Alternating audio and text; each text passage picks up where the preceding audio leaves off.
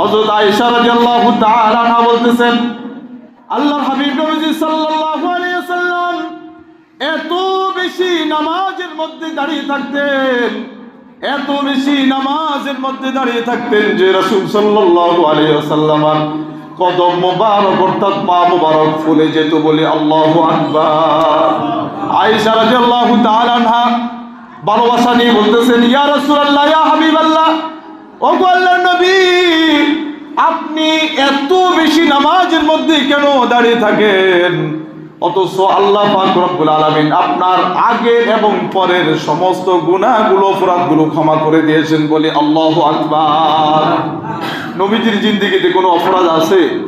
কথা বলেন, আছে? রাসূল সাল্লাল্লাহু আলাইহি সাল্লামের জিন্দেগিতে তিল পরিমাণও কোনো অপরাধ নাই।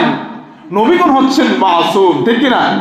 আর আমার আপনার নবী তো আল্লাহ তাআলা, আমার আপনার নবীকে আল্লাহ তাআলা বিশেষ সম্মান, সর্বোচ্চ সম্মানের শিওর আল্লাহ তাআলা আপনার আমার নবীকে রেখেছেন বলে সুবহানাল্লাহ। ওই নবীকে এত সম্মান ইজ্জত দেওয়ার পরেও, তারপরেও আল্লাহ তাআলা আবার ঘোষণা দিয়ে দিয়েছেন, হে রাসূল, আপনার সম্মানার্থে আমি আল্লাহ পাক রব্বুল আলামিন আপনার আগের এবং পরের সমস্ত অপরাধগুলো আমি ক্ষমা করে দিয়েছি। সুবহানাল্লাহ। আয়েশা রাদিয়াল্লাহু তাআলা আনহা বলতেছেন, ইয়া রাসূলুল্লাহ, আল্লাহর পক্ষ থেকে আপনার জন্য এত বড় নির্দেশ, এত সুন্দর নির্দেশ থাকার পরেও, এত বড় ঘোষণা থাকার পরেও, ইয়া রাসূলুল্লাহ, আপনি কেন দীর্ঘ সময় ধরে আপনি এইভাবে নামাজের মধ্যে দাঁড়িয়ে থাকেন? সুবহানাল্লাহ।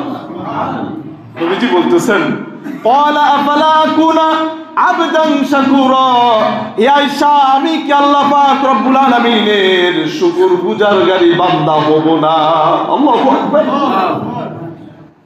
আমি কি আল্লাহ তাআলা যে আমাকে এত সম্মান ইজ্জত দান করেছেন, আমাকে সর্বোচ্চ সম্মান, সর্বোচ্চ ইজ্জত আমাকে আল্লাহ তাআলা দান করেছেন, আমি কি ওই রবের শুকরিয়া আদায় করব না? আল্লাহু আকবার।